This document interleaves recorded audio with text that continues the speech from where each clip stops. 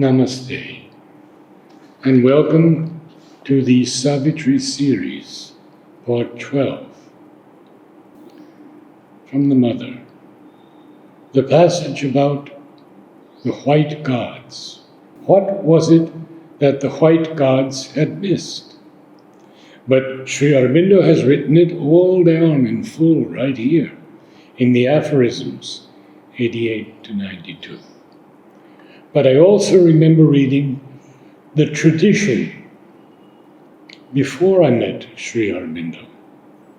It was like a novel, a serialized romance of the world's creation, but it was very evocative. Theon called it the tradition. That was when I first learned of the Universal Mother's first four emanations, when the Lord delegated his creative power to the Mother. And it was identical to the ancient Indian tradition, but told like a nursery story anyone could understand. It was an image, like a movie, and very vivid.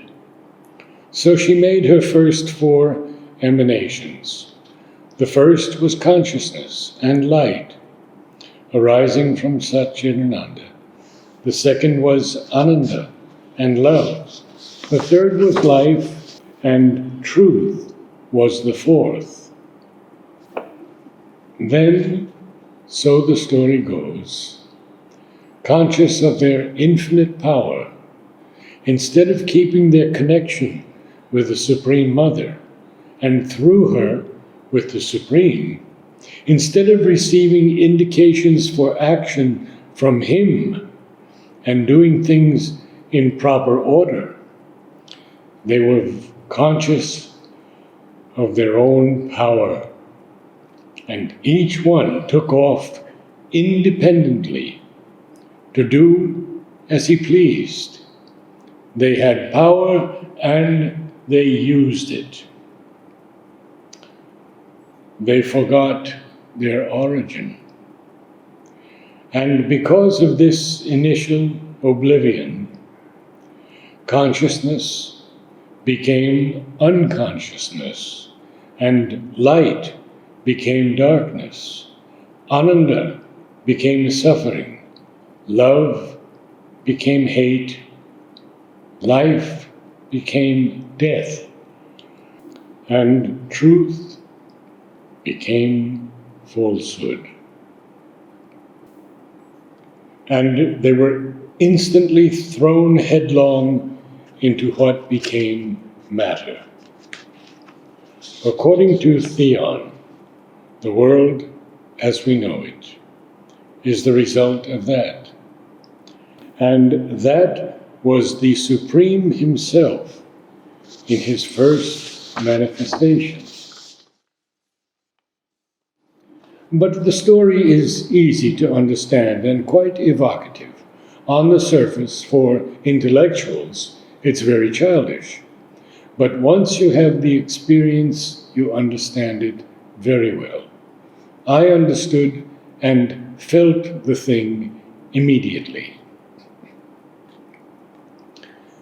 And once the world has become like that, has become the vital world in all its darkness, and they, from this vital world, have created matter, the Supreme Mother sees the result of her first four emanations, and she turns towards the Supreme in a great entreaty. Now that the world is in such a dreadful place, it has to be saved.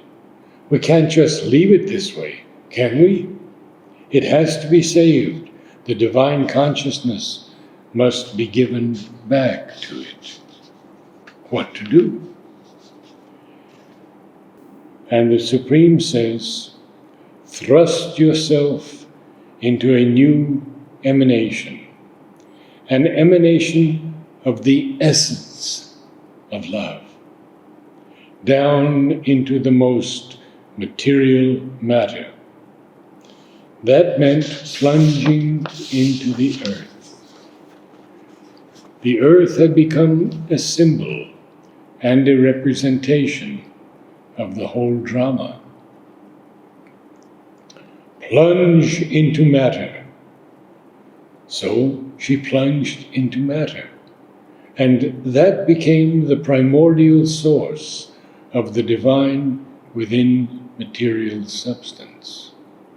And from there, as is so well described in Savitri, she begins to act as a leaven in matter, raising it up from within.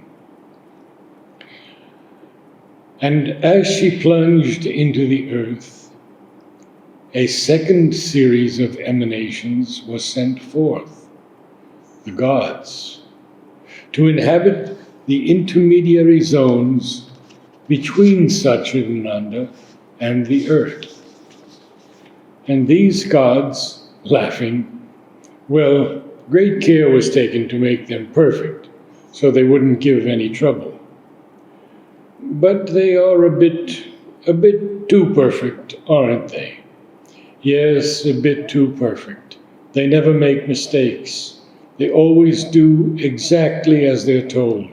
In short, rather lacking in initiative.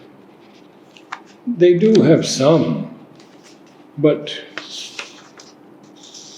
in fact, they were not surrendered in the way a psychic being can be, because they had no psychic in them.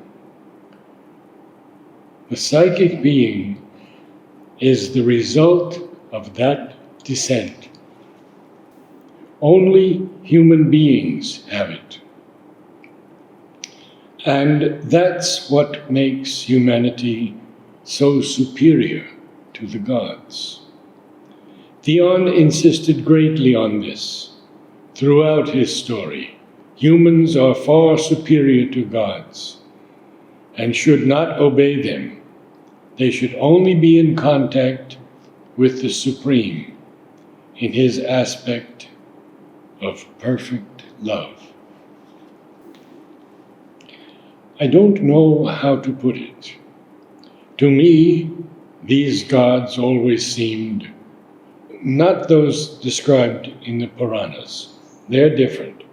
Well, not so very different. But the way Theon presented them, they seemed just like a bunch of marshmallows. It's not that they had no power. They had a lot of power. But they lacked that psychic flame.